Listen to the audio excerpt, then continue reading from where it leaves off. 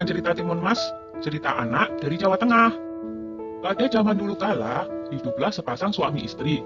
Mereka adalah petani yang tinggal di sebuah desa di dekat hutan. Mereka hidup bahagia. Sayangnya, mereka belum dikaruniai seorang anak. Setiap hari mereka berdoa kepada Yang Maha Kuasa agar segera dikaruniai seorang anak. Suatu hari, seorang raksasa melewati tempat tinggal mereka. Raksasa itu kemudian memberi sebuah biji mentimun. Tanamlah biji ini, nanti kau akan mendapatkan seorang anak perempuan, kata raksasa. Terima kasih raksasa, kata suami istri itu. Tetapi ada syaratnya. Pada saat usianya 17 tahun, kalian harus serahkan anak itu kepadaku, saut raksasa. Tanpa pikir panjang, mereka segera menerima biji itu dan menyetujuinya. Suami istri itu kemudian menanam biji mentimun itu. Setiap hari, mereka merawatnya dengan baik.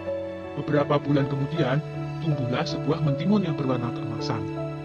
Buah mentimun itu semakin lama semakin besar dan berat. Ketika masak, mereka memetiknya. Dengan hati-hati, buah itu pun mereka potong. Betapa terkejutnya mereka, karena di dalam mentimun itu ada seorang anak bayi perempuan yang cantik dan lucu. Tahun demi tahun berlalu, Timun Mas tumbuh menjadi gadis yang cantik cerita. Kedua orang tuanya sangat bangga padanya. Tapi, mereka juga takut, karena pada usia 17, mereka harus menyerahkan Timun Mas kepada raksasa, sesuai dengan perjanjian mereka. Ketika Timun Emas berumur 17 tahun, si raksasa datang. Pak Tani berkata, "Tunggulah sebentar, Timun Emas sedang bermain.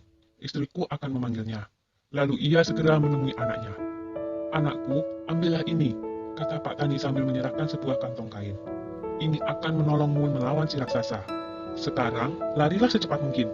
Timun Mas pun segera melarikan diri. Raksasa segera berlari mengejar Timun Mas. Raksasa semakin dekat. Timun Mas segera mengambil segenggam garam dari kantong kainnya. Lalu, garam itu ditaburkannya ke arah raksasa. Tiba-tiba, muncullah sebuah laut di depan raksasa. Dia terpaksa berenang dengan susah payah. Timun Mas berlari lagi, tapi kemudian raksasa berhasil mendekatinya. Timun Mas kembali mengambil benda ajaib dari kantongnya dan dilemparkannya ke arah raksasa. Seketika muncullah pohon dengan ranting dan duri-duri tajam menghalangi si raksasa.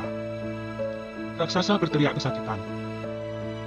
Tapi raksasa itu sungguh kuat dan terus mengejar Timun Mas. Maka Timun Mas pun mengeluarkan benda ajaibnya yang ketiga. Ia menebarkan biji-biji mentimun ajaib. Seketika itu pula tumbuhlah kebun mentimun yang sangat luas. Sampai akhirnya, Timun Mas melemparkan